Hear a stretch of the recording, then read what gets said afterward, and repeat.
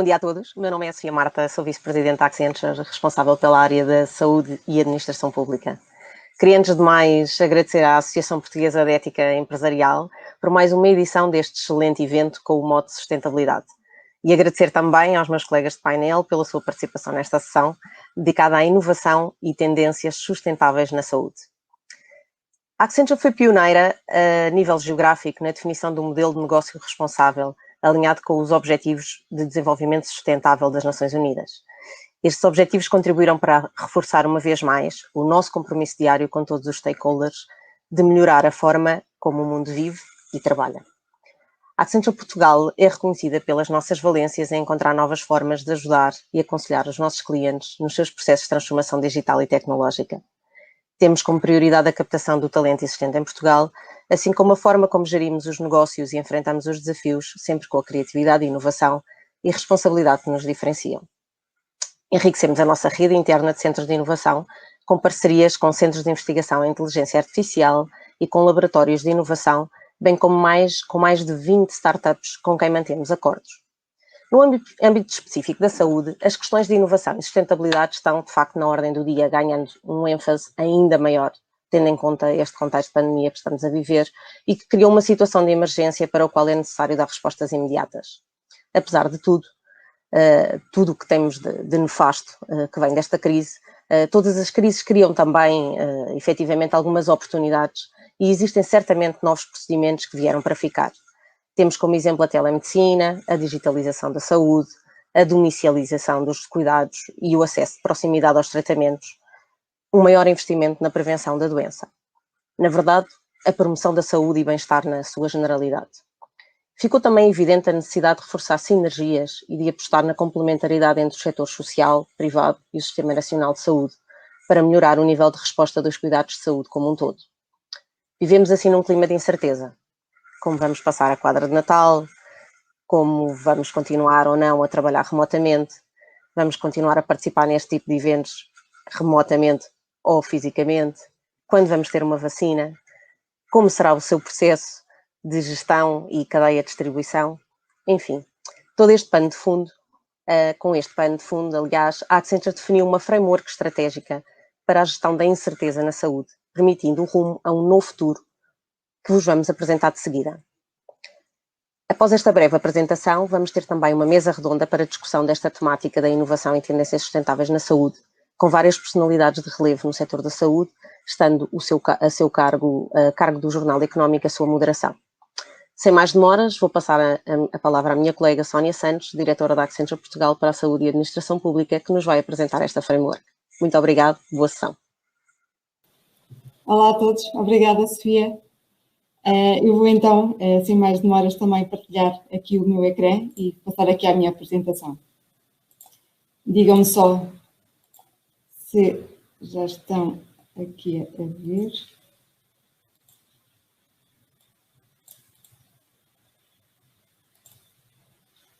Conseguem ver?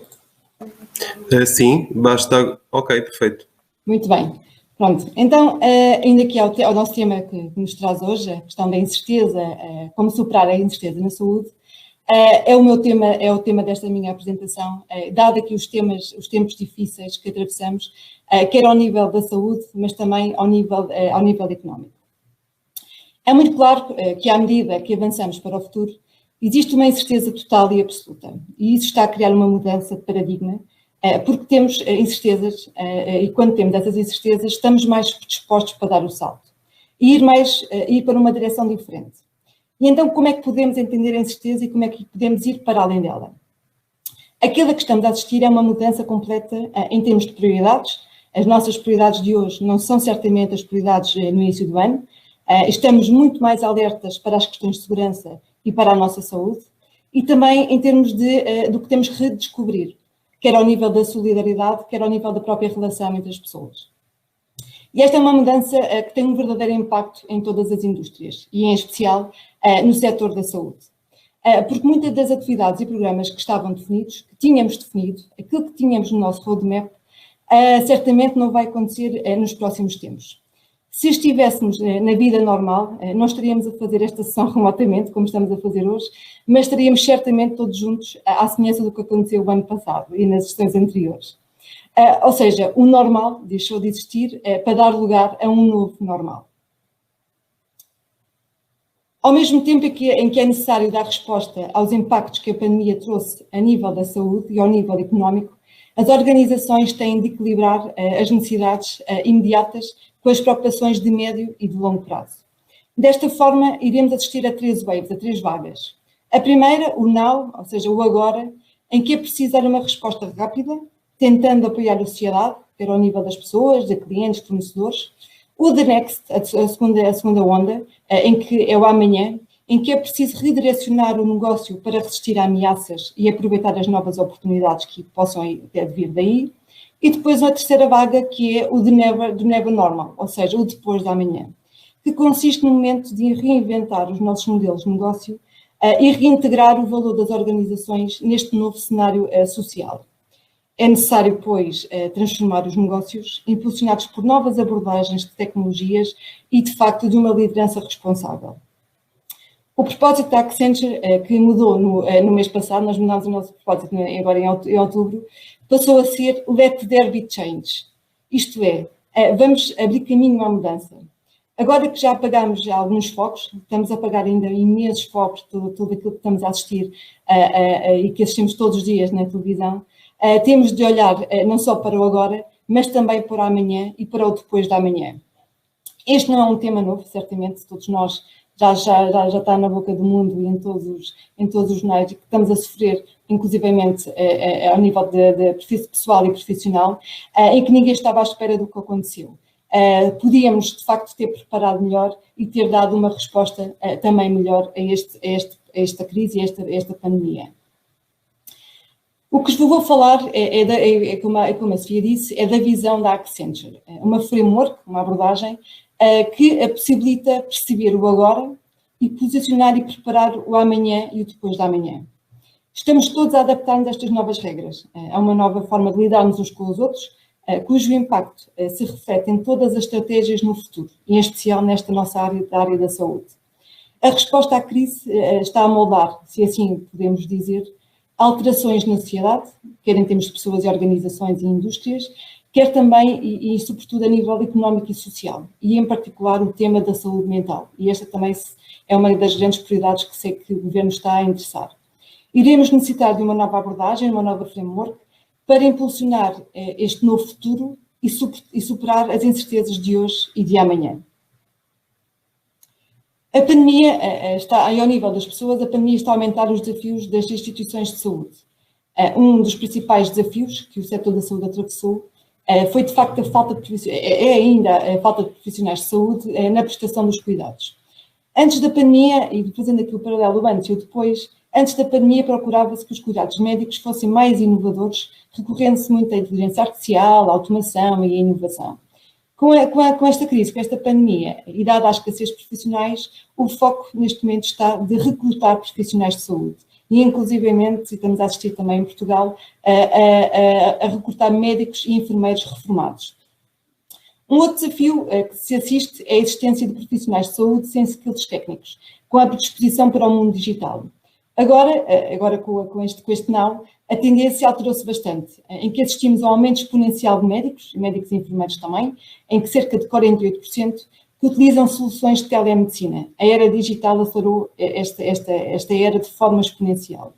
Quantos de nós, enquanto empresas, que andámos a tentar avaliar junto dos médicos e das instituições de saúde, e de facto a telemedicina era sempre dada como uma prioridade, mas o fazer e dar o passo era sempre uma dificuldade. E neste momento não é isto que se assiste, pelo contrário, é de facto um aumento exponencial na utilização destas ferramentas. Um terceiro desafio, o outro desafio, é o constrangimento na cadeia de valor e nas operações, em especial para os equipamentos essenciais. De facto, agora com a pandemia, a preocupação é de dotar os profissionais de saúde de equipamentos de proteção individual e dos tais ventiladores tão essenciais para cuidar dos nossos doentes com o Covid-19. E, por fim, a tão conhecida dificuldade de financiamento dos cuidados de saúde. Com a pandemia, a economia nacional assistiu a uma enorme retração, cerca de 16,5%, no segundo quarto de 2020. e que pode mesmo vir a melhorar, dado o estado em que estamos a assistir.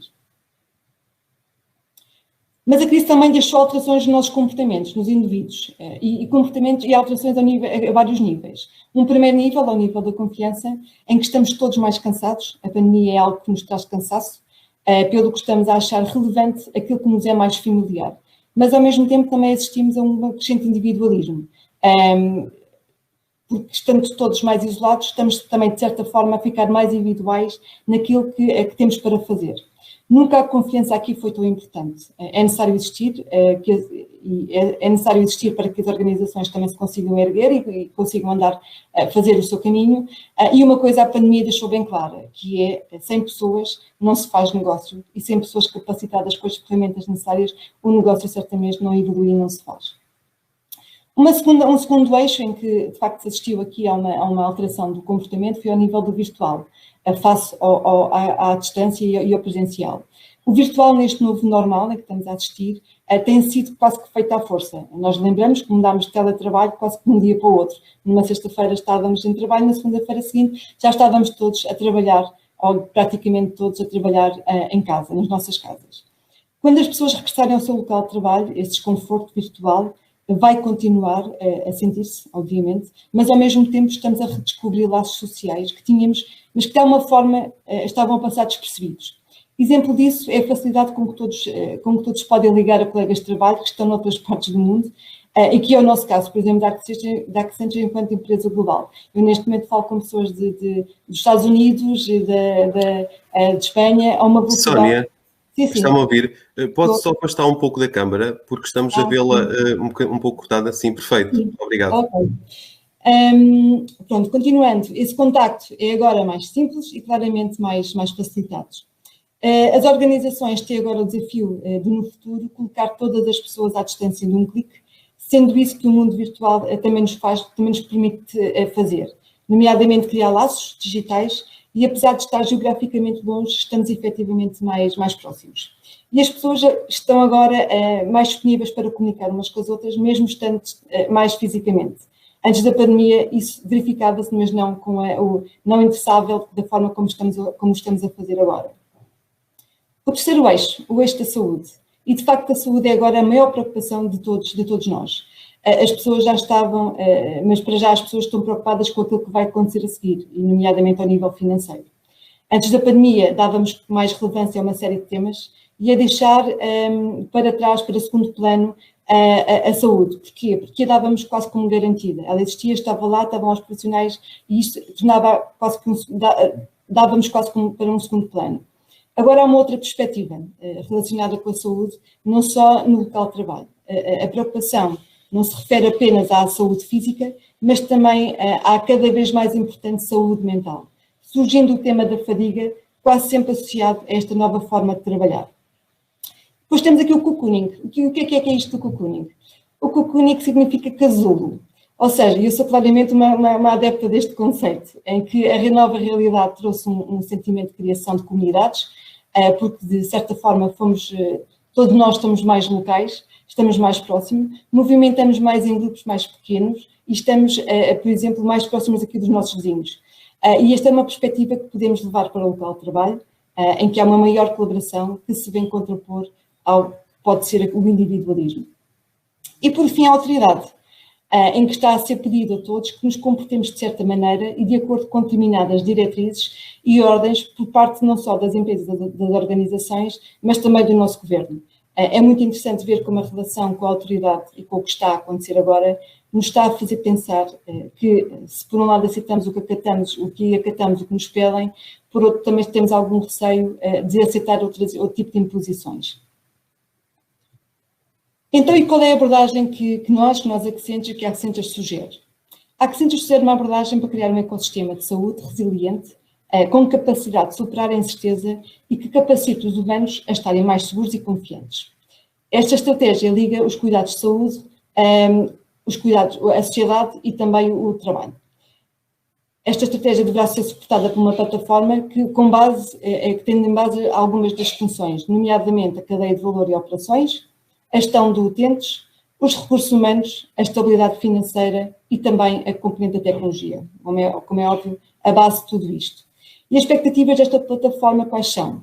Primeiro, ter uma cadeia de abastecimento, uma cadeia de operações sempre a funcionar, ou seja, de forma ininterrupta, sem escassez de bens e escassez de serviços. Apoiar os cidadãos, tornando-nos no centro dos cuidados de saúde, o famoso user-centric. Recursos humanos adequados às necessidades necessárias, a estabilidade financeira das organizações e também a tecnologia de informação de última geração, como para dar resposta a este novo futuro. Em termos de prestação dos cuidados de saúde, pretende-se, de facto, aqui no Future Care, pretende a existência do equilíbrio entre o digital e o presencial.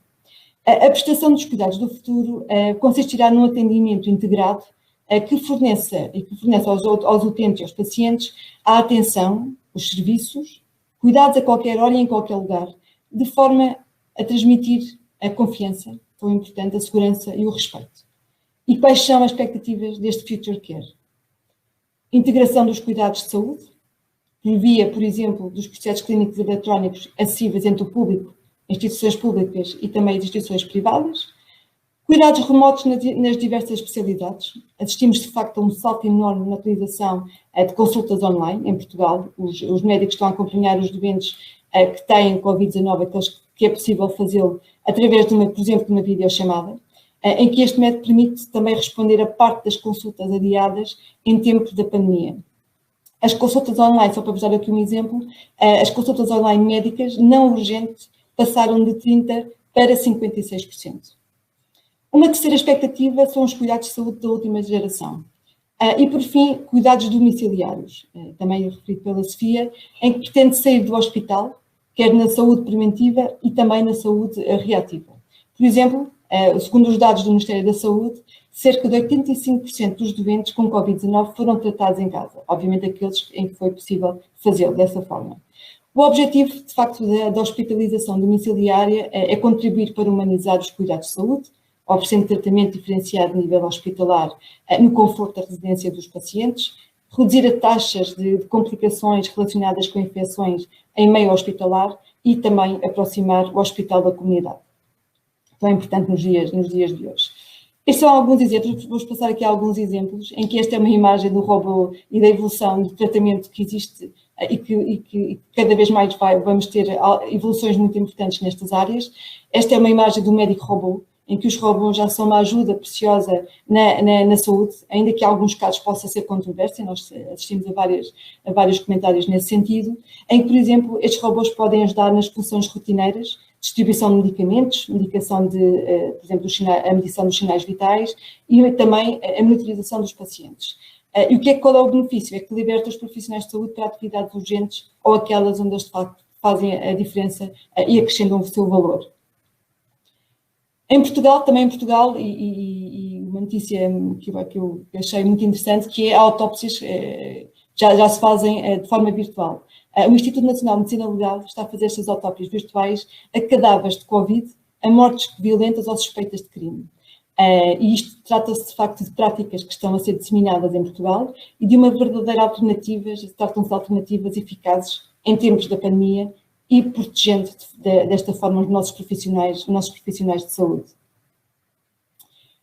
Este é um exemplo de que cada vez mais a preocupação de criar com o cliente o valor nos seus cuidados dos seus cuidados de saúde, que é o Patient Design e Co-Creation. Ou seja, este Patient Design significa envolver o utente nas decisões mais importantes. O utente por exemplo, aqui os utentes querem as mesas redondas em vez das famosas secretárias retangulares.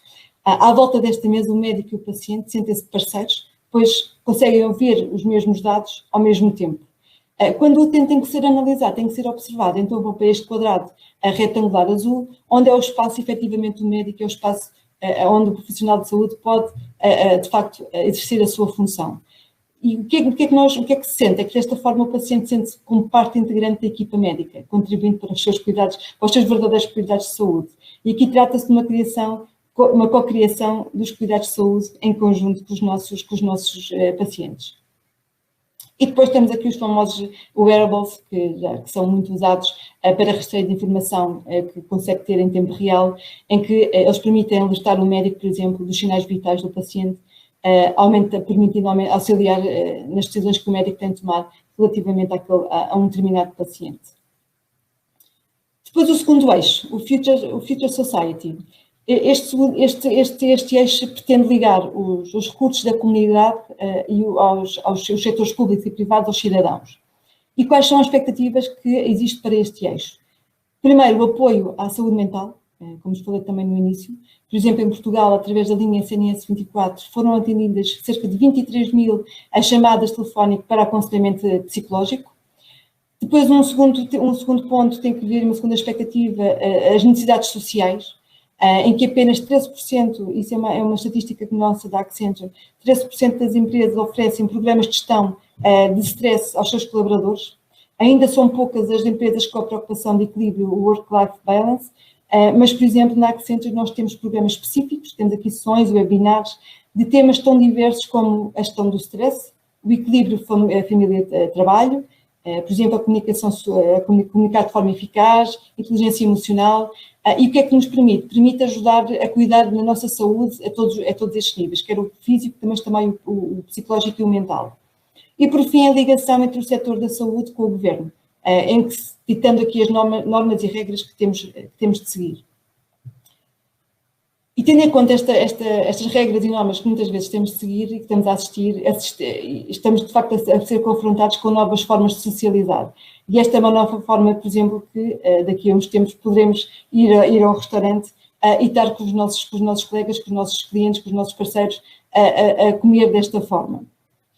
Por exemplo, esta é uma nova forma de fazer reuniões, em que foi a Tesla que fez uma reunião com os seus acionistas no passado dia 22, em que uma vez que não era possível reunir todos os acionistas numa sala, o que Elon Musk fez foi reunir-os com os seus acionistas num parque de estacionamento, e cada um com o seu Tesla. Ele estava ali no centro a fazer a apresentação, todo o resto, todos os colaboradores e acionistas estavam cada um no seu Tesla a assistir à apresentação. E depois a nova forma também de ver o cinema, que também quase que chama-se, que é o nosso drive-in, mas que também estará aqui em voga aqui neste futuro da sociedade.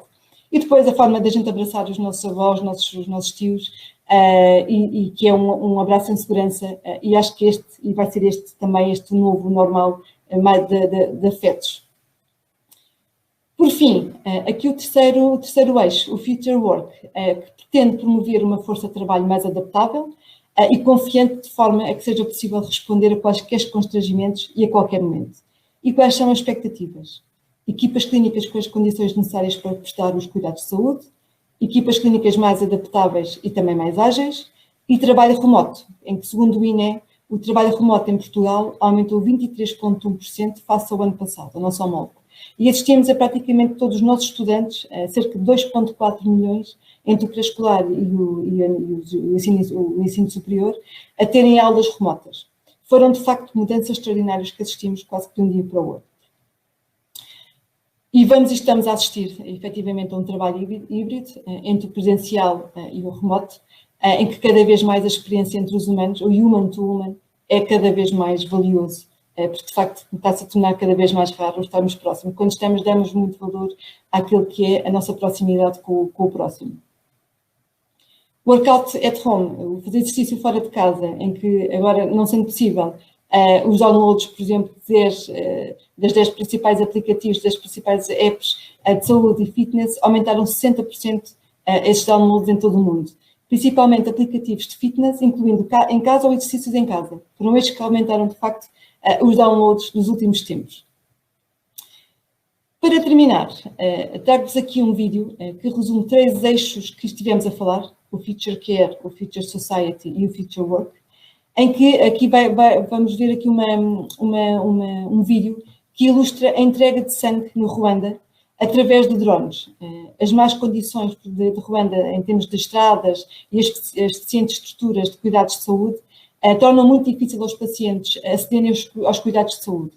Pelo aquilo que na altura o governo achou e tentou fazer uma parceria com uma empresa privada norte-americana, foi que a solução dos drones poderiam ajudar, de facto, a dar esta resposta mais rápida, mais eficaz àquilo que são os cidadãos de Ruanda. E vou passar agora ao vídeo. with its own runway and control tower. One would almost think to be at an airfield.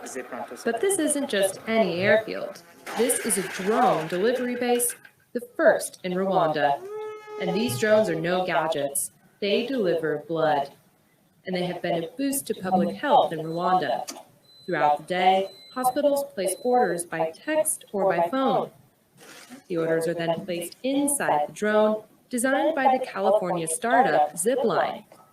The drones are placed on a catapult and launched into the air. The flight path is already saved, so no need for pilots here. Before, ambulances would drive all the way from the capital, Kigali, to deliver blood.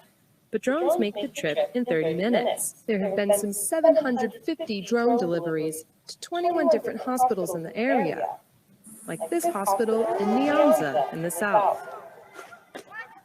A nurse opens the box and finds blood platelets inside. We've never seen anything like this. We thank whoever designed it. The drone delivery system has revolutionized healthcare in these rural hospitals.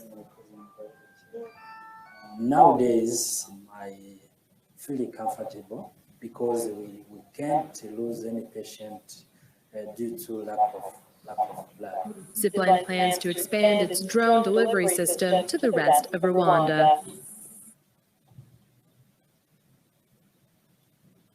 E pronto, aqui fica um exemplo que eu acho que é importante, que ilustra bem este conceito que a Accenture também defende. As organizações de saúde podem aproveitar este momento para a transformação, redefinindo os seus métodos de trabalho, em prol de serviços mais eficientes, mais disruptivos e mais user-centric. A co-creation com os pacientes é cada vez mais importante. E que, ultrapassada esta crise, a mudança que estava a acontecer na aceleração digital será ainda mais rápida e mais relevante, e as organizações têm de ser preparadas para estas mudanças constantes para, de facto, consigam ter o sucesso. Let's there be change, e eu muito obrigada pela vossa atenção, e passava aqui a palavra para a mesa redonda.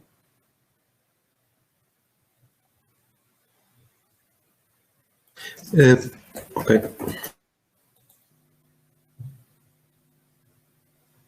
Muito obrigado, Sónia Santos, pela apresentação tão completa e fascinante, na realidade. O meu nome é Shriquez Laxmidas, bom dia a todos.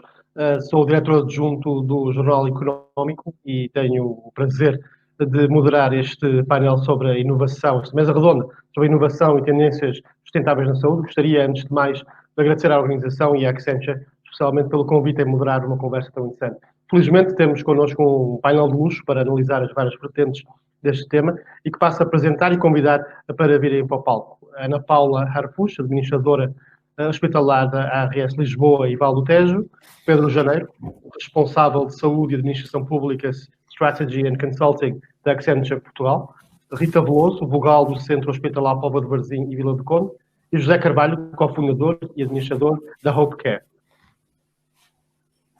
Estamos quase todos. Já está a chegar. Bom dia a todos. Obrigado, antes de mais, por estarem presentes e disponíveis para participar nesta mesa redonda. Espero que seja interessante para vocês também. Vamos começar, temos cerca de 45, 50 minutos. No final poderemos ter uma pequena sessão de perguntas e respostas para a audiência, portanto peço àqueles que estejam a assistir a esta sessão que coloquem as perguntas no chat deste palco e tentaremos respondê-las, ou se tivermos tempo. Tendo em conta o tempo limitado, vamos passar já à primeira ronda de perguntas. Começo com a Ana Paula. Ana Paula, é possível ser sustentável e inovador na área da saúde em Portugal neste momento? Muito bom dia, agradeço também desde já a organização, à Accenture e a todos os colegas de painel, e também à Sónia Santos pela excelente apresentação e que tocou aqui em alguns pontos, notas que gostaria de deixar. Antes de mais, é preciso perceber o que é que se entende por inovação na saúde. Temos muita tendência a achar que a inovação na saúde está sempre ligada a novos medicamentos, novas terapêuticas para salvar vidas ou para prolongar essas mesmas vidas, mas significa, no meu entendimento, antes de mais, inovar para capacitar para nos capacitar a nós cidadãos para sermos mais capazes ao longo da vida de cuidar da nossa saúde. E aqui também chamava a coação aquela, no fundo, é uma premissa da OMS já antiga, mas que está em cima da mesa sempre e cada vez mais, que é um bem-estar físico, mental, social e que agora percebemos vai muito para além, aliás, com os ODS, o 17 Objetivos para o Desenvolvimento Sustentável vai muito para além de tudo isto, vai necessariamente impactar também na relação que temos com os animais, com a floresta, em suma, com o ambiente. Portanto, eu diria que inovar é muito mais começar antes da tecnologia, ou seja, nos domínios das competências técnicas, também temos que saber lidar com as tecnologias, obviamente, mas também nos soft skills individuais e sociais e desta interação com o meio ambiente é crucial. Não há dúvida que também temos que dominar a tecnologia no sentido de a perceber. Ela tem que de a perceber e de perceber que impactos a tecnologia, que é uma coisa que se avalia pouco, que impactos tem a curto, médio e longo prazo, evitando também uma coisa que é muito que fala-se pouco, mas temos que estar atentos, que é os sobrediagnósticos e os sobretratamentos. Também é um flagelo ao qual temos que estar atentos e que penso que a tecnologia pode, de facto, suportar a termos aqui um novo caminho muito mais eficaz e eficiente, como já foi dito até na apresentação. Como tudo na vida, e vejo também assim, são processos e são pessoas, as tecnologias inovadoras, sejam elas digitais, biomédicas, robóticas ou inteligência artificial, devem estar então ao serviço destes processos e das pessoas. Das pessoas porquê? Porque elas são a principal componente da nossa organização. Muito se fala que podemos ter modelos excepcionais sem as pessoas certas, esses modelos não funcionam, e o contrário, podemos ter modelos às vezes que não são excepcionais, mas que têm as pessoas certas e de facto eles funcionam. Por isso a tecnologia tem que estar de facto ao serviço destas pessoas que se deparam no seu dia-a-dia a ter que dar respostas que têm que ser ágeis, simples, fiáveis, com qualidade, indo ao encontro das necessidades e também das preferências, não tanto na saúde, porque não serão tanto consumidores, mas de facto das preferências dos consumidores. Não nos podemos esquecer, e chamava aqui de facto a um quadro, a uma matriz que eu costumo apresentar também aos alunos, que é os outcomes em saúde são longevidade, mas também a qualidade dessa longevidade. Ora bem, e muitas vezes temos tendência a alocar essa qualidade da longevidade aos cuidados de saúde. Ora bem, os cuidados de saúde só representam 20% nesse impacto.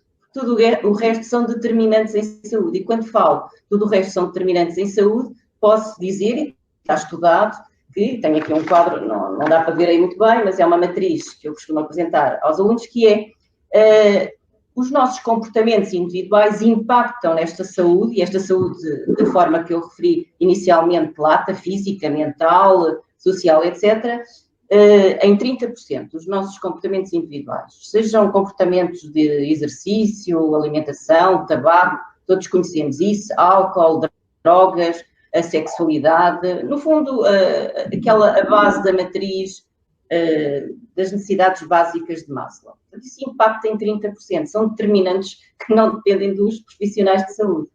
Depois temos os fatores económicos e sociais que impactam em 40%. Reparem, temos a educação, que é um fator crucial, ainda há pouco falei, na capacitação do cidadão em se autocuidar e cuidar da sua família, dos outros e logo com impactos sociais. Temos o emprego é fundamental, o bem-estar no emprego, não é? A questão atual do teletrabalho, temos que reorganizar o próprio espaço, os layouts, tudo isso impacta na nossa saúde. Depois os vencimentos, os incomes, não é? Que são fundamentais. Se eu tenho mais dinheiro, posso alocar a cuidar mais dos meus, da família, da comunidade, até ser generosa com a comunidade, tendo outros cuidados.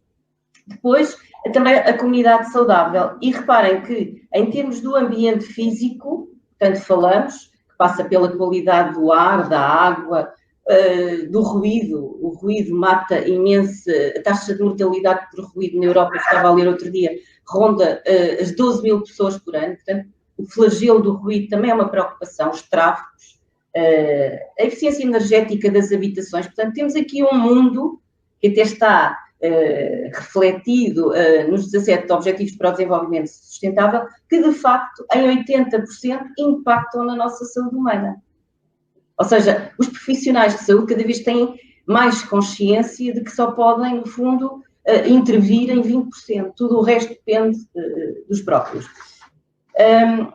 Isto leva-nos então a ter toda focar, orientar, no fundo, a nossa atenção para estes 80%. E aqui sublinhar na aprendizagem perpétua das pessoas, ou seja, não é uma aprendizagem que eu tenho hoje e fica, não, eu tenho que estar sempre, o mundo muda constantemente, eu tenho que estar verdadeiramente sempre a desafiar e a reaprender aquilo que sei, e no fundo, por exemplo, nas nossas comunidades, no sítio onde atuamos, transmitir e fazer essa transferência dessa aprendizagem, e depois também ter um olhar para a importância do equilíbrio entre forças. O que é que eu quero dizer aqui? Ou seja, todos estes impactos na saúde dos comportamentos individuais e coletivos são essenciais porque eles, de certa forma, vão ser percebidos pela comunidade onde estamos. No final do dia, o que é que nós temos que pensar? É se o valor acrescentado que tivemos neste repensar constante dos nossos comportamentos com ambientes, fatores sociais, etc., das comunidades, naquilo que podemos, isto passa muito, não foi falado, mas penso eu ainda, mas passa muito também por questões, janelas políticas, não é? Dar atenção a um destes fatores verdadeiramente mais a um ou mais a outro, isto impacta, de facto, nas famílias, no trabalho e nas comunidades, no ambiente também. E, portanto, de facto, e para fazer aqui uma síntese e terminar já sobre esta questão, não esquecermos o papel das tecnologias e na transferência das mesmas de conhecimento que nos trazem destas revoluções a que estamos a assistir, as revoluções digitais, as revoluções genéticas, biomédicas, etc., para o interior da organização, porque elas vão ser, essas tecnologias vão ser a parte identitária também das nossas organizações de saúde. Se eu tiver uma organização robusta em termos de tecnologia, fiável e que dê segurança ao cidadão, pois isso é uma identidade que tem muito valor. Mas também os seus processos organizativos. Nós esquecemos muito, ok, temos grandes equipamentos e esquecemos dos processos organizativos. Ora bem, os processos organizativos com a tecnologia, com as pessoas, contribuem de facto para a percepção reputacional das organizações de saúde no mercado. E ficava por aqui. Já. Obrigada. Ana Paula, obrigado. Excelente arranque para esta mesa redonda, com foco no equilíbrio que temos de ter e nas prioridades que temos de ter entre o equipamento e os processos, temas que vamos certamente abordar com os outros membros do painel. Passando para a segunda pergunta para o José Carvalho, da HopeCare, uma pergunta um bocadinho mais específica. Surgem, neste desenvolvimento, surgem novos serviços como a telemedicina ou a telemonitorização, que permitem de uma forma segura fazer uso dos dados e inovar no serviço prestado. Considera, José, que esta é uma área de aposta de futuro na saúde que veio para ficar?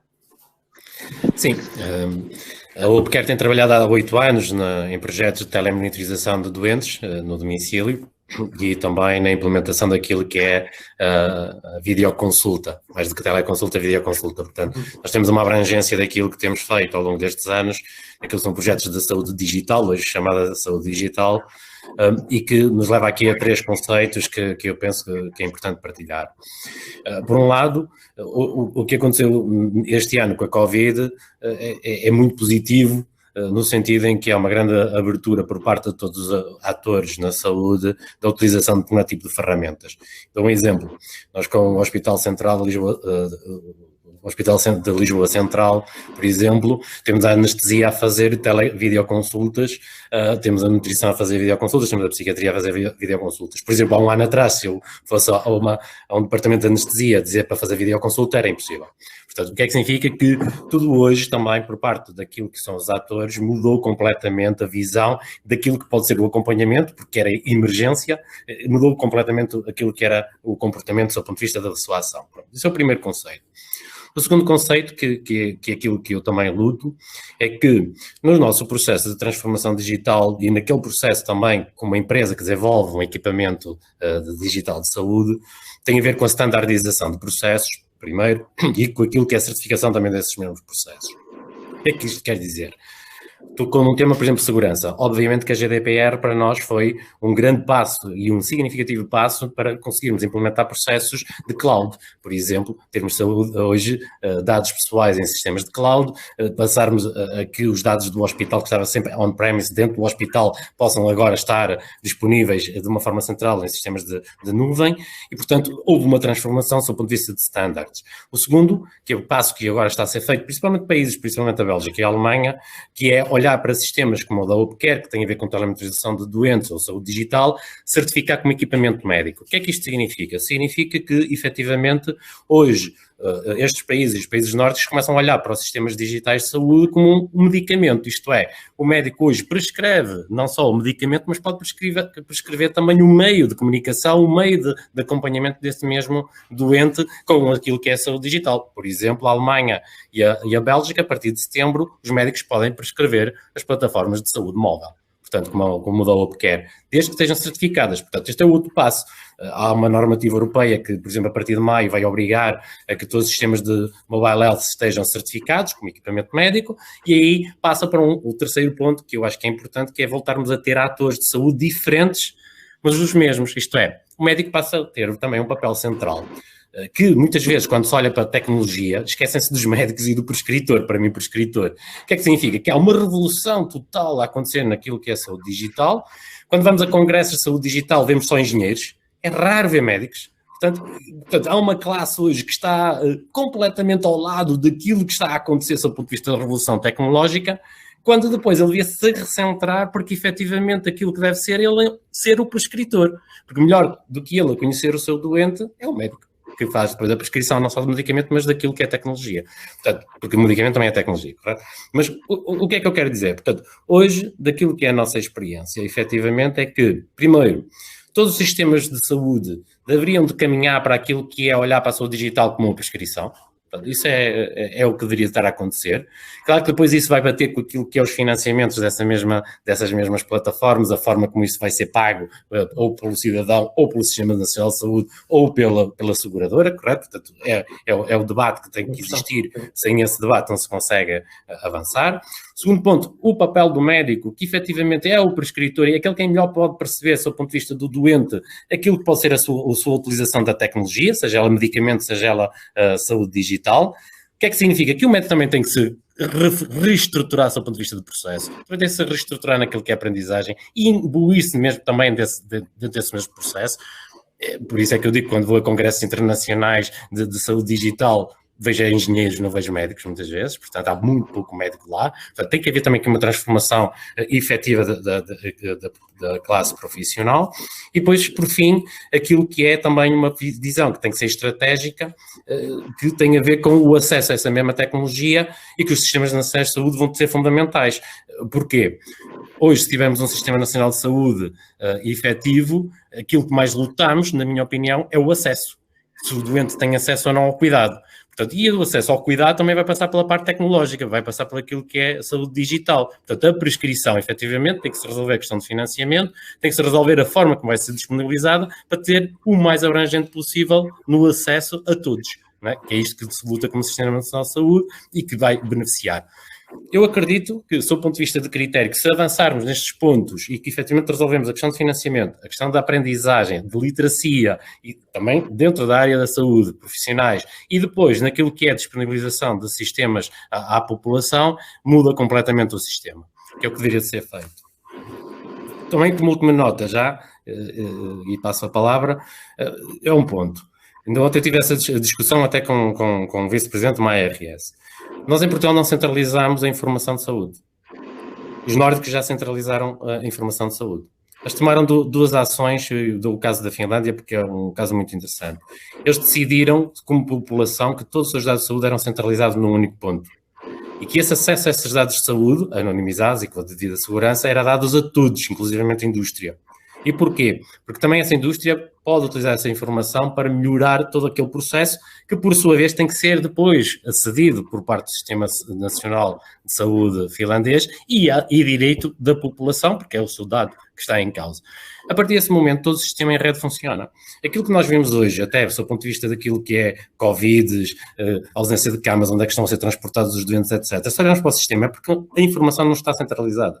Portanto, o doente hoje, eu se fizer um exame num local e vou a outro local, não está disponível. Portanto, o que significa que o passo aqui, que tem que ser dado em Portugal, efetivamente, é começarmos efetivamente a passar do backlog para termos uma centralização da informação. Questão de direito, obviamente, de acesso a essa informação, devia ser o debate, é quem é que deve aceder, como é que pode aceder, patient consent, não é? Portanto, consentimento informado, obviamente, do seu ponto de vista de população, porque tem que haver uma literacia por aí daquilo que pode ser a disponibilização dessa informação e, por sua vez, então, permitir que a indústria possa trabalhar juntamente com o Estado para melhorar as condições. Portanto, é isto. José, muito obrigado por essa navegação através do mapa de decisões e pontos cruciais no desenvolvimento desse sistema para termos mais eficientes e eficazes usando a tecnologia no sistema de saúde. Muito obrigado. Já voltamos a essa conversa daqui a pouco, na segunda ronda. Passo a palavra à Rita Veloso. Bom dia, Rita. Eu uma pergunta, Rita, do Centro Hospitalar de Póvoa de Varzim, Vila de Conde. Uma pergunta sobre a inovação que está a levar os cuidados de saúde para fora dos hospitais.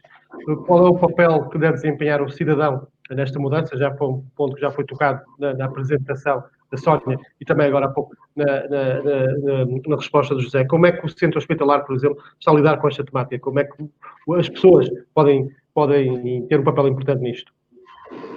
Bom dia, obrigada pelo convite. Gostei muito da apresentação da doutora Sónia, da doutora Ana Paula, foi muito pertinente. Doutor José Carvalho, cada um de nós estamos aqui com as nossas lentes e não nos conseguimos desprender delas. Portanto, eu vou falar enquanto, acima de tudo, enquanto gestora pública e tocar aqui numa temática que a mim me dói muito, que é o dinheiro que todos nós estamos nesta sala, que é o dinheiro dos contribuintes. E isto toca na temática da sustentabilidade. Eu acho que primeiro para um cidadão poder exigir tem que estar informado. E acho que isto é algo que nós não estamos claramente a fazer. Nós já temos um registro de saúde eletrónico que, pelo menos ao nível do Serviço Nacional de Saúde, centraliza e permite, por exemplo, a partilha de imagens entre nós, José Carvalho. Eu já consigo aceder às imagens dos hospitais públicos. Claro que não estão todos os players. Agora a questão é, o cidadão sabe, os hospitais sabem, os médicos sabem, porque estes sistemas que nós estamos a falar disponibilizados pela tutela foram pagos com dinheiro dos nossos impostos, não é? Muitas vezes o que fazemos é que andamos a comprar soluções que duplicam, que não acrescentam valor e que trazem mais investimento. E essa tem sido a minha luta enquanto gestora pública. É usar bem o dinheiro de todos nós, não duplicando e garantindo a integridade e a coerência da informação. Ou seja, um utente do Centro Hospitalar da Póvoa é o utente do Hospital São João, é o utente do IPO, o doente é sempre o mesmo. Cada vez que ele se desloca no sistema, debate-se com sistemas de informação diferentes, com sistemas de saúde digital, com regras diferentes. E isto nós não podemos permitir, porque isto é criar barreiras, não é criar acesso. Nós temos uma plataforma que faz teleconsultas nacional. Eu tive, da pandemia, não veio resolver todos os problemas e não partimos todos do mesmo nível para esta pandemia. Dou-vos um exemplo. Em fevereiro de 2020, Portugal tinha apenas 10% de receitas sem papel. Significava que 90% dos portugueses não eram capazes de interpretar um SMS e de ir à farmácia. Isto não era verdade. Durante a pandemia, em abril, maio, chegamos a 70% das receitas sem papel. Porquê? Porque os médicos foram para casa, estiveram em teletrabalho e aí já não podiam imprimir. Quando voltamos à nossa em setembro, outubro, a média nacional voltou a regredir, estamos nos 30%. Aqui no Centro Hospitalar da Póvoa mantivemos sempre nos 80%, 85%. Ou seja, as verdadeiras mudanças não podem ser à força nem impostas. Há toda uma mudança cultural que tem que ser feita e o doente pode exigir. Hoje é o doente que me pede para fazer a consulta a partir da área do cidadão. E com a não podemos esquecer, não vale tudo. Vi muitas consultas a serem feitas por WhatsApp. Estes dados estão dados onde? Isto é, nós queremos fazer a transformação sem ser consolidado, sem estar na base. Outra questão, e isto eu acho que o cidadão pode mesmo começar a exigir, mas nós temos que o informar. Nós tivemos no verão, foi ótimo para trabalhar a literacia digital dos doentes, mas não dentro do hospital. No meu hospital nós vamos para a praia. Quem conhece o Centro Hospitalar da Póvoa de Varzim e Vila do Conde sabe que nós somos fortes nesta balneário. E nós conseguimos mais de 3.000 utentes registados na área do cidadão, numa iniciativa de ir junto dos cidadãos na praia e integrá-los no futuro. Portanto, foram mais de 3.000 cidadãos ficados de tornar e que podem ter o mesmo acesso, porque o que é que a pandemia nos disse? A pandemia nos disse que quando fechamos as portas todas em março, quem ficou fora do sistema eram precisamente as pessoas que mais precisavam dele. Mas eram pessoas que nem computador muitas vezes têm em casa, nem internet, e não houve tempo de os formar. Foi muito pouco aproveitado o verão para fazer este tipo de iniciativas. O que é que nós aqui no Centro Hospitalar fizemos? Chamamos toda a comunidade, damos protocolos com todas as juntas, universidades séniores. Para quê? Para elas serem uma extensão do hospital em matéria de acesso. O doente que não tem em casa internet ou computador e não saiba utilizar, pode deslocar-se a uma junta de freguesia que tem lá um mediador digital formado pelo hospital e um espaço físico onde o doente pode ter uma consulta, porque ainda assim acreditamos que é melhor que o utente vir para o hospital. E esse trabalho em rede, nós devemos estar todos a fazer, que eu acho que não foi coordenado e não está a ser chancelado. Não é uma questão, telesaúde não é uma questão de falta de tecnologia, não é uma questão de informática.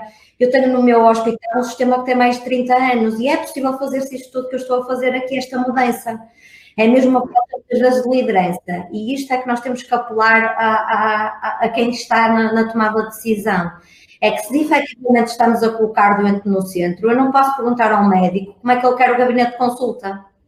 O exemplo que a Sónia mostrou foi muito interessante. Eu fui durante 10 anos diretora no IPO do Porto e lutei por termos as consultas side by side, por vermos aquilo que vimos ali a doutora Sónia mostrar. O utente sentado ao lado do médico e os dois a verem a partilha de informação. A resistência foi brutal por parte dos médicos, porque isto começa na formação. E tenho por isso, temos que mudar o paradigma da formação dos profissionais de saúde. E não podemos passar a vida a dizer que estamos a colocar o utente no centro, quando efetivamente depois o utente não pode escolher nada, somos nós que decidimos por ele tudo.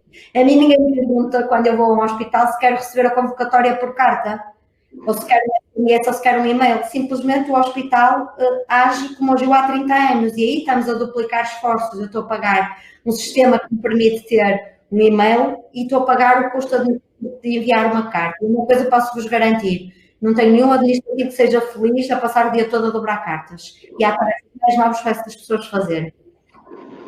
A pergunta é o que me apraz dizer sobre este tema em termos de sustentabilidade e de inovação. É uma questão de liderança, não é uma questão de tecnologia. Rita, muito obrigado por essa perspectiva sobre como evitar duplicação e, principalmente, como evitar o impacto negativo da exclusão digital na área da saúde também. Muito obrigado. Vamos passar para a última pergunta desta ronda. Pedro Janeiro, uma pergunta um bocadinho mais aberta outra vez. Estamos a assistir a evoluções drásticas na humanidade e na tecnologia, não só por causa da pandemia, mas já estávamos a acelerar. Há certos dados que mostram que podemos mudar mais nos próximos 20 anos do que nos 300 anteriores. Para a área da saúde, o que é que podemos esperar? Qual é que vai ser a velocidade das evoluções? Antes de mais, um agradecimento a todos aqui os que estão presentes neste painel e recordar que nós fomos precedidos também por duas intervenções de enormíssima qualidade da parte da Sofia Marta e da Sónia Santos, e os parabéns por a enormíssima qualidade pela qual nós fomos brindados. De facto, nós vivemos tempos sem precedentes. Basta olhar à nossa volta e perceber o impacto que a crise Covid afetou nas nossas vidas e nos nossos hábitos e comportamentos. Em relação à questão que me coloca, se sobre os próximos 20 anos nos trazem mais alterações que os últimos 300 anos, bem, isso dá uma conversa bastante rica sobre aquilo que são os dados também da nossa história. E se calhar podíamos contar também um pouco sobre a nossa história, porque se a área tem vindo a registrar muitas inovações ao longo dos anos, tem sido a área da saúde. E convém relembrar, por exemplo, que em 1670 nós descobrimos a célula e a partir daí muita coisa aconteceu. De facto, não só em 1670, portanto há 300 anos atrás descobrimos a célula, mas podemos dizer que em 1895 o raio-x foi descoberto. Podemos dizer também que em 1927 a vacina contra a tuberculose foi descoberta. E os primeiros transplantes chegaram há muito pouco tempo. Portanto, a área da saúde tem vindo efetivamente a registar aqui um conjunto de inovações. Nós em 2000 publicávamos o primeiro mapa do genoma humano. Em 1977, só para termos ideia, foi em 1977 a primeira vacina contra a pneumonia na nossa sociedade. E hoje vivemos com uma crise que consideramos sem precedentes, mas nós já vivemos muitas outras crises ao longo da história da humanidade e é sempre bom ter noção da história para podermos falar um pouco sobre o futuro. E, de facto, tudo aquilo que são dados, opiniões, ouvimos aqui os nossos colegas neste painel falarem também sobre o futuro, sobre aquilo que é a importância da liderança, da literacia, da aplicação das novas tecnologias, naquilo que possa vir a ser o futuro. Tudo aquilo que são as opiniões dos maiores especialistas que temos em Portugal e no mundo apontam para que o futuro na área da saúde venha a ser marcado por muitas inovações e por uma forte presença da tecnologia ao serviço daquilo que são os utentes e o combate àquilo que são as doenças. A Accenture tem vindo também a investigar muito sobre este tema e tem vindo a publicar diversos relatórios. Um dos nossos estudos mais recentes, que é o Digital Health Technology Vision para 2020, aponta um conjunto de tendências. Há tendências que eu gostava de destacar, não quero destacar todas, mas falávamos, por exemplo, e a Rita Veloso, eu registrei com muita atenção, Rita, aquilo que dizia sobre nós ainda não perguntamos aos nossos pacientes e aos nossos utentes o que é que eles querem e falamos na experiência e na satisfação do utente e normalmente não perguntamos às pessoas o que é que querem. E esta é uma das tendências que de facto está logo no nosso estudo e é o primeiro que destacamos, que é a personalização da experiência. Nós, antes de falar de tecnologia, antes de falar sequer da parte dos processos ou das operações, temos que conseguir colocar o utente no centro da aplicação da política da operação da saúde. Temos que conseguir perceber o nível de satisfação que aquilo que temos e podemos entregar ao paciente pode impactar ou não no mesmo. A satisfação é absolutamente fundamental para aquilo que é o futuro da política da saúde, seja em Portugal, seja no mundo.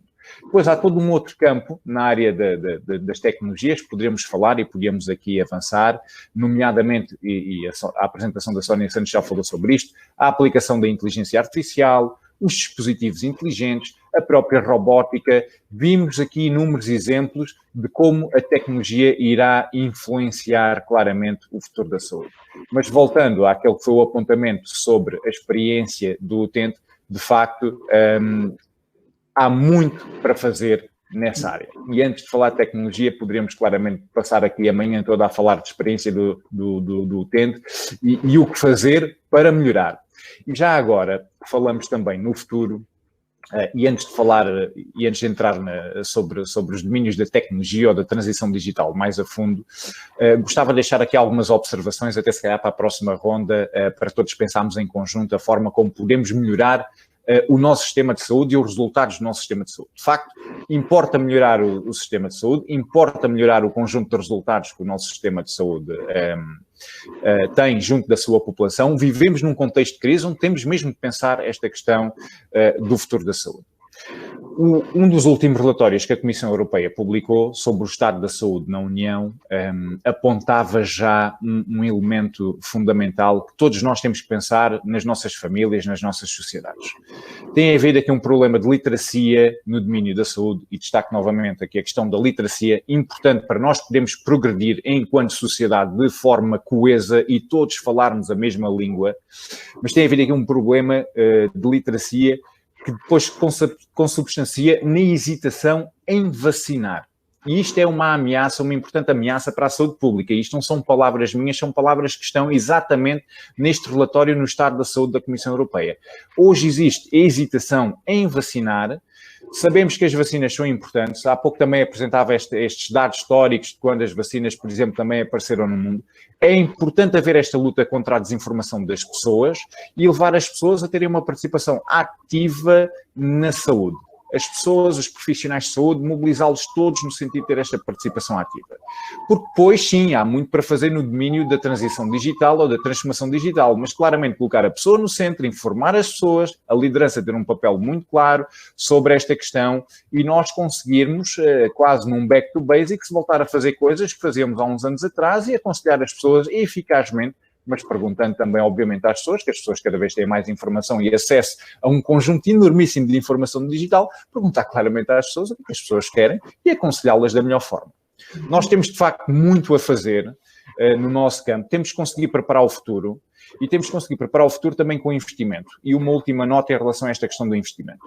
Portanto, nós sabemos que estamos num quadro Covid e num quadro onde a nossa população está claramente a envelhecer. Portanto, Portugal é um dos países com a população mais envelhecida no mundo. E Portugal tem um investimento per capita em cuidados de saúde, corrigido em paridade de poder de compra, cerca de 1/3 a menos que a média europeia.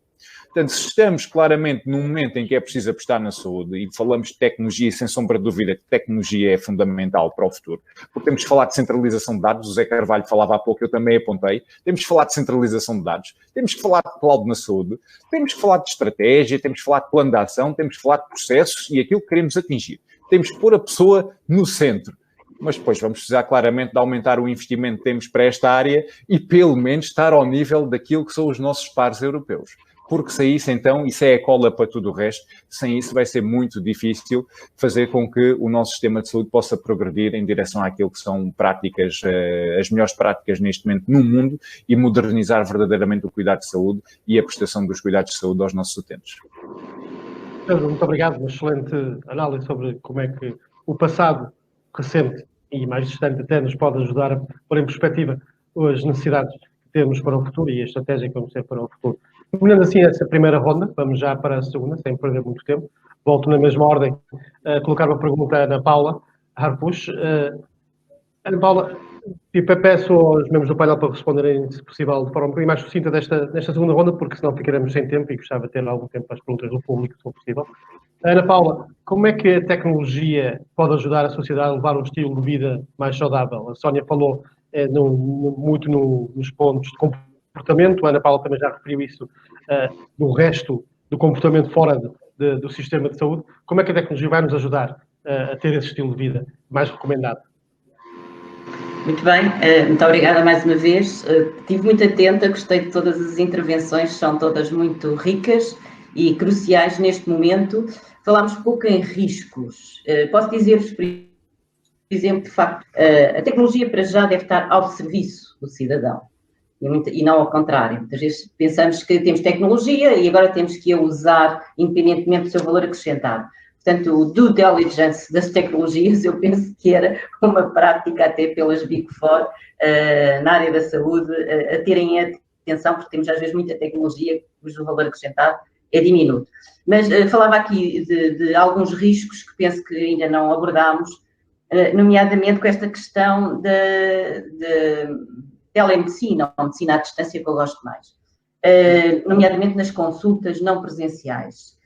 Por exemplo, de janeiro a outubro, as consultas não presenciais aqui na ARS Lisboa e Vale do Tejo subiram 93,9% e as presenciais desceram 36%, mas o que eu queria alertar aqui era para o risco da tecnologia por tecnologia, esquecendo-se da relação de agência.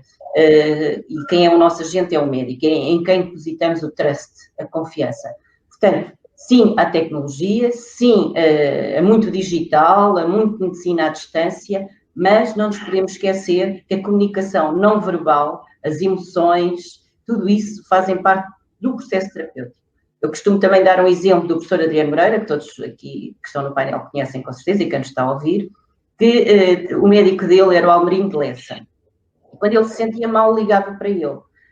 E o Almerindo aparecia em casa, no quarto dele, e quando entrava perguntava: então, Adriano, o que se passa? E ele dizia: só de te ver já me sinto melhor. Ora bem, isto diz muito do que é a parte efetiva da relação presencial e não nos podemos esquecer desse risco. Depois, sim, a tecnologia, sem dúvida, toda é importantíssimo, mas deverá responder, e costumo também dar esta matriz, deve ser uma tecnologia fada ao cidadão. agora colocando um bocadinho, talvez depois o Pedro Janeiro, o José Carvalho, a Rita Veloso, que agora estão na operação, eu agora não estou, já estive, e acho que é um mito dizermos que a receita é sem papel. Por exemplo, no Centro Hospitalar do Oeste, onde estive, onde presidi durante cerca de 3 anos, de facto, era tudo mitos. Portanto, há barreiras, de facto, que não consegue, o velhinho não consegue, ninguém consegue nada, mas, de facto, são mitos, porque depois, lá está, com as pessoas, com as lideranças, como a Rita Veloso falou, e muito bem, as coisas acontecem. Isso também é um fator crucial nesta transição tecnológica, se quisermos. Que é, e voltava à tecnologia FADA, que é para o cidadão, colocando agora mais do lado do cidadão, porque falarão depois em termos mais organizativos, deve ser FADA, porque fiável, desde logo, atempada, dar informação relevante quase em real time para o cidadão, estar disponível, mas também estar acessível em termos monetários, não é? Porque eu posso ter tecnologia disponível que me ajude, de facto, a ter comportamentos e a ter parâmetros da minha saúde que são essenciais para eu alinhar os meus comportamentos, mas depois é cara, não é possível aceder a ela. Portanto, aqui cresce esta tecnologia FADA outros atributos. Portanto, deve ser simples, rápida, fácil percepção e utilização, seja velhinho, seja novo, seja millennial, seja de que faixa etária estejamos a falar. Ser estável, mas ao mesmo tempo ágil. Eu acho que a agilidade é muito importante. Hoje, cada vez mais, temos pouca paciência que as coisas não andem, o computador não seja rápido. Eu costumo dizer, isto mudou o mundo, esta caixinha, não é? O telemóvel mudou o mundo, cerca de quase 90% já trabalhamos por aqui, e não pelo PC, como agora por acaso estamos a fazer. Depois permitir também, não, ser escalável, isto também é importante, o ser escalável, que, ou seja, não obriga cada vez que há um upgrade, e se calhar o José Carvalho saberá falar melhor deste aspecto, ou uma adenda, eu tenho que mudar de software, o hardware, não é? Portanto, isso acho que deve estar na ordem do dia desta transição digital também. Permitir uma ligação direta, lá está, a um profissional de saúde. Há um vídeo muito giro que não posso agora passar, que é, de facto, os cuidados de saúde primários na Austrália. Também eles estão a tentar implementar, em que o enfermeiro é o primeiro ponto de contacto, ou seja, não é o cidadão que vai ao centro de saúde, aos cuidados de saúde primários, mas exatamente ao contrário. São os cuidados de saúde primários que vão até ao cidadão. Claro que estamos a falar de um país enorme, etc., nem tudo é transponível para as nossas realidades, nem by the book, claro que não, temos que adaptar, mas fica a ideia em que depois há uma interação com o médico, e lá fica o médico como se fosse, eu agora não sei exatamente dizer, mas é como se estivesse depois com o doente. Portanto, o enfermeiro interage imediatamente com o médico que está do outro lado, mas que aparece em presença física. Contribuir também para a autorresponsabilização do cidadão sobre a sua saúde. Lá está, falou-se muito da literacia, é verdade, tem que se dar, de facto, uma grande ênfase à literacia, não só dos profissionais, todos nós, mas do cidadão em geral, que muitas vezes, e lá está a relação da agência, e por isso é que há a relação da agência, pela assimetria de informação, e agora aqui eu dizia que sim, deve-se perguntar ao doente quais são os seus gostos e preferências, mas ele não saberá responder, porque há áreas da saúde que ele delega a tal relação da agência nos profissionais, porque ele não sabe. Tem imensa informação, se fizermos algo no Google, ele vai ter milhares de entradas que lhe dão muita informação, mas que não é útil, porque ele não sabe exatamente onde está a verdadeira e a real informação de que necessita. Então, não nos esquecermos dessa relação da agência. E depois, terem atenção que a tecnologia, sobretudo se for disruptiva e ao serviço, então, do cidadão, não pode deixar ninguém para trás. Lá está, isto também faz parte das tais janelas políticas, e eu sei que está com um bocadinho de pressa, mas só 2 notas, que é também não deixar o cidadão dependente de fornecedores e de oligopólios. Isto é muito importante, né, pelo que estamos a assistir, com o 5G, por exemplo, e também não deixar o cidadão refém da tecnologia. Portanto, é sempre a outra prato da balança em que a tecnologia deve ser útil para nos deixar tempo livre para usufruir da natureza, do sol, dos nossos mares, rios, florestas, etc. E deixava uma última nota, que é, não será esta altura ideal, o momento próprio para termos verdadeiros planos de investimento nas nossas organizações? Deixava também este desafio à Rita, eu sempre só geri orçamentos de exploração e, portanto, sempre que queríamos fazer investimento era com sangue, suor e lágrimas. Lembrando de Jorge. Obrigada. Obrigado, Ana Paula, pela explicação dos critérios e dos alertas que temos que ter no uso da tecnologia. Vou pegar um dos pontos os exemplos que deu, que é muito interessante, que é do professor Adriano Moreira, e quando estava a falar do contexto do risco e da proximidade do médico ao paciente, para fazer uma pergunta ao José Carvalho. As soluções, algumas das que a HopeCare apresenta ou oferece, têm a ver com automatização, por exemplo, aplicações, etc. Videoconsulta, como estávamos a dizer, como esteve a dizer na sua primeira intervenção. O que é que não há um risco aqui da proximidade do sistema humano da medicina estar a ficar um bocadinho distante, a proximidade estar a ficar comprometida face ao doente? Totalmente o contrário. E primeiro, eu gostava de referir que o futuro é brilhante. Quando estamos a falar destas áreas da saúde digital, o futuro é brilhante para nós. E vai-nos aproximar, não nos vai distanciar. Foi o que fez o Facebook e as redes sociais, foi aproximar-nos, não foi distanciar-nos. O que é que acontece? Olhando para o nosso sistema, por exemplo, obviamente que a grande vantagem que os nossos sistemas têm e o futuro vai ter é a grande capacidade de processamento de informação que nos permite hoje predizer, por exemplo. Hoje nós conseguimos, perante algumas patologias, predizer que aquela pessoa vai ter um evento, ou pode ocorrer um evento. Aquilo que eu defendo, e foi isso que eu referi também na minha intervenção anterior, é que no fim de todo o processo o médico é que é o último decisor. Okay? E tem que ser sempre o médico o último decisor. Nós não queremos ultrapassar, isto é, nós queremos é que o médico tenha ferramentas que, do seu ponto de vista de decisão, lhe dão mais capacidade de decisão e melhor decisão. E é isto que vai acontecer no futuro. Portanto, quando falamos do Internet of Health Things, que é conectados por todo lado, temos uma casa quase a falar por nós, a ver onde é que andamos, não andamos, etc. Quando temos todo este volume de informação, o médico não quer todo este volume de informação. O médico quer aquela informação para tomar uma decisão clínica. E é isto que depois todo o sistema tem que gerir. E aí a inteligência artificial vai atuar muito bem, que é conseguir direcionar a informação ao médico para ele olhar e dizer, ok, eu vou decidir isto sobre esta pessoa. E é aí que é o ponto. O que eu defendo é que quando o médico chegar aí para fazer uma decisão, pode fazê-lo rápido, pode falar como nós estamos hoje a falar, diretamente com a pessoa, a ver a pessoa. Obviamente que é importante entrar dentro de uma sala ou de contacto human touch, é fundamental.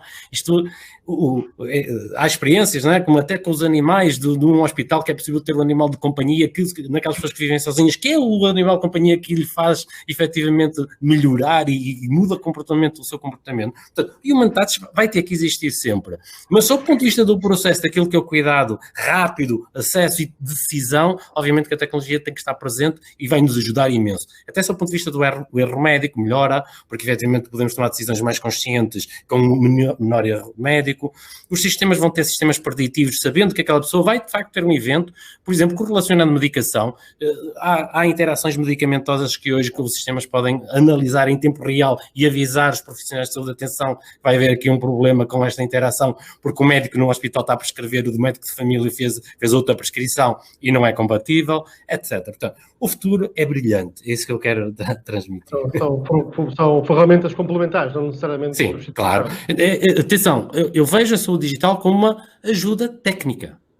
Não é substituto. É uma ajuda técnica. E eu não defendo a sua substituição que não seja ajuda técnica. Até por questões legais, éticas, etc. Rita, vou juntar dois pontos. Um dos pontos explicados agora pelo José e antes também o repto da Ana Paula.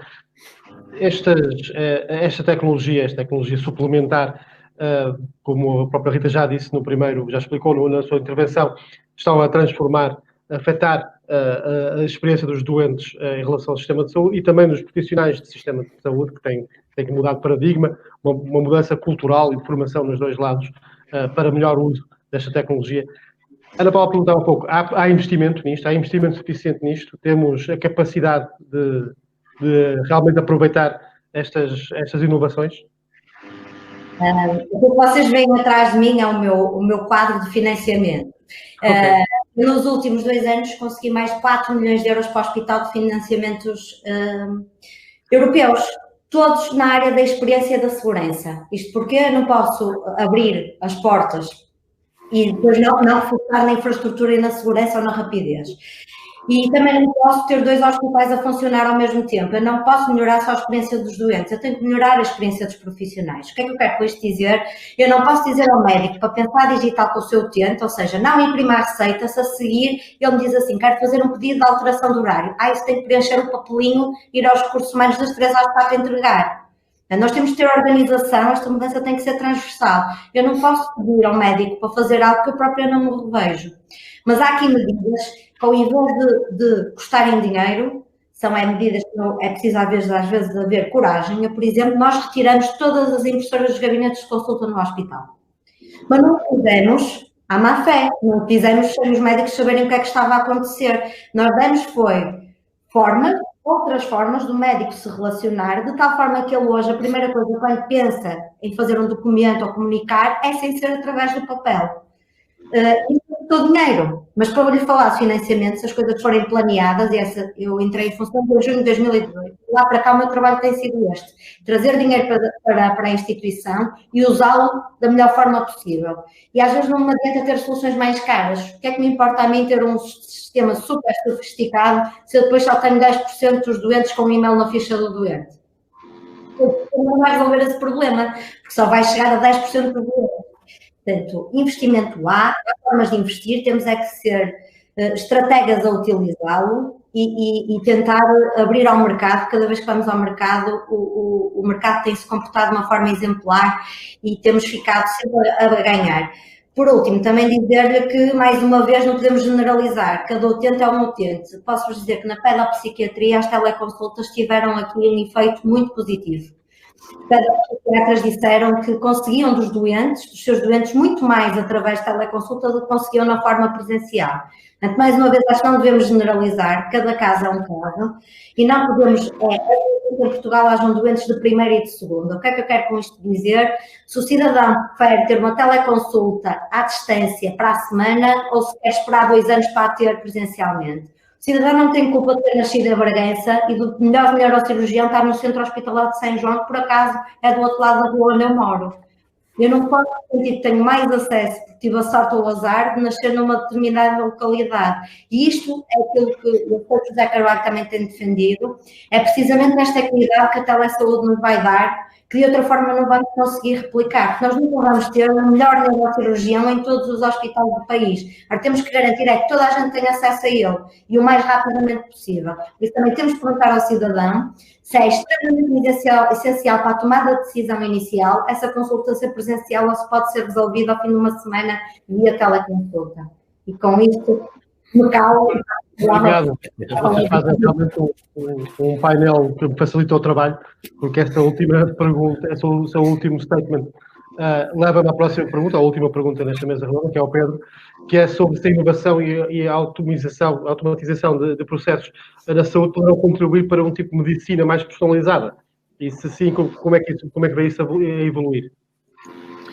Bem, sem sombra de dúvida que as tecnologias vão permitir ter uma medicina mais personalizada e garantir o acesso e a equidade a todos os utentes. E pego nas palavras da Rita, portanto a Rita disse tudo quando referiu que não podemos ter utentes de primeira ou de segunda e não podemos dizer a uma pessoa só por nascer em Bragança que não tem acesso ao melhor profissional de saúde porque se calhar está em Lisboa ou está no Algarve ou está em Évora, não interessa.